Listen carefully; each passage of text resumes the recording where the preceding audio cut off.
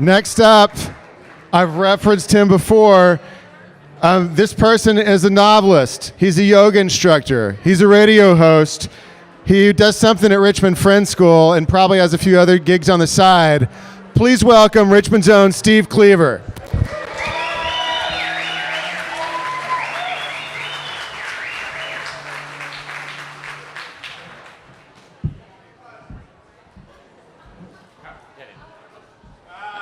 Oh, yeah. All right, well, when Ben first talked to me about this, wow, I'm blinded by the light. When Ben first talked to me about this, the theme was making it. So for me, I thought about what was making it, and like Vera, closer. And like Vera, it was Richmond, Indiana. So let me tell you how I got here. About 17 years ago, I was living in Massachusetts. Massachusetts is about 20 years different than Indiana. Sorry. So I decided over a period of about 10 years, and I had a career, I had a house, all that stuff. I decided over a period of about maybe 5 years, I had this kind of calling to come to ESR. They had this invitation to transformation, which is a real ringer, right? Anyway, so finally I decided to come here. I gave everything up, and I arrived in Richmond, Indiana in August of 2001.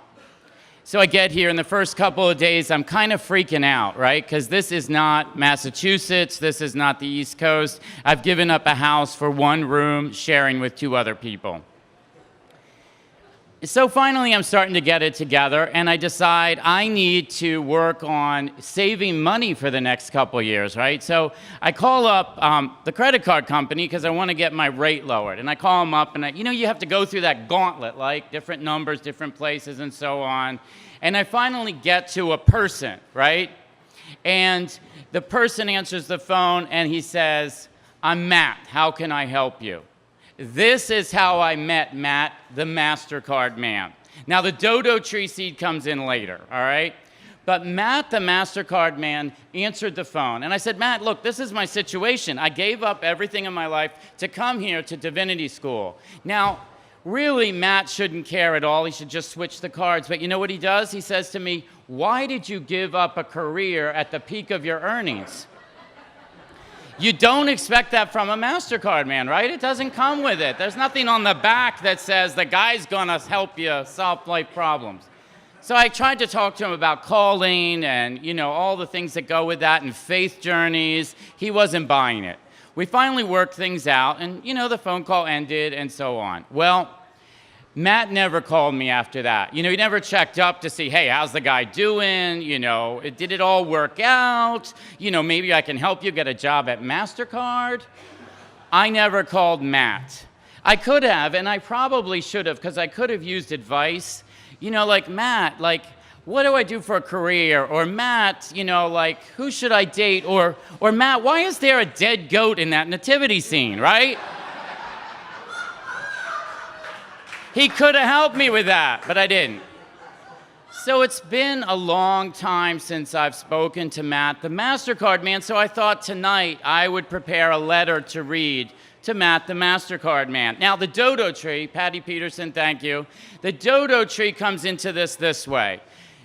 Many years ago, on the island of Mauritius, they discovered a seed that would not germinate. No matter what they could do, there were old trees, but there were no young ones. And a scientist discovered that, or figured out, his theory was that the dodo bird was actually eating that seed, and it was going in its gizzard and getting all those digestive juices, and then it was being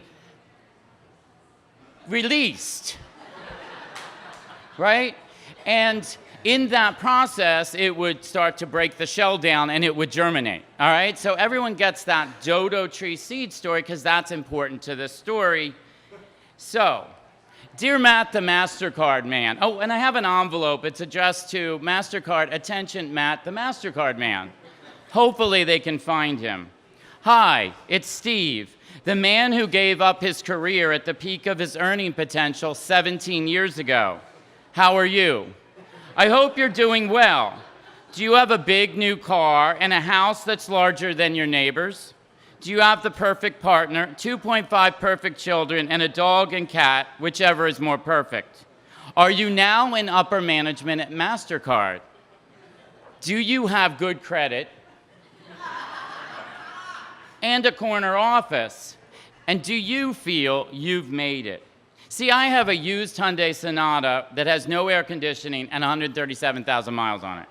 And I have a small little ranch house. But Matt, I want to thank you for your question of 17 years ago. The question where you asked me, why would you give up your job at the peak of your earnings potential?